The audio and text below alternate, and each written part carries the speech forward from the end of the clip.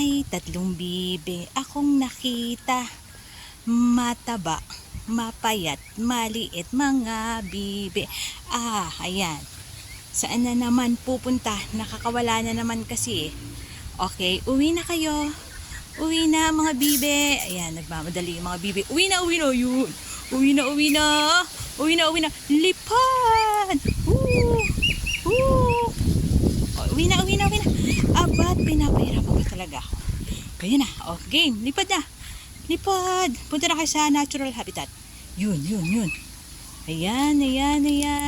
Ayan, sige kung saan ayan, hindi mawarian kung saan dadaan tuloy. Sige. Matuto kayong bumalik. Ayan.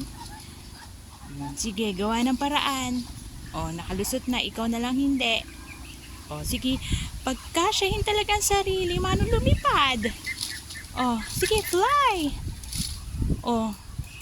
Soon, fly.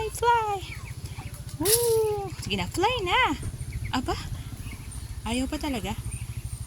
So, anong gagawin? Oops, ayun. Diyos ko, mga alaga naming manok at bibe.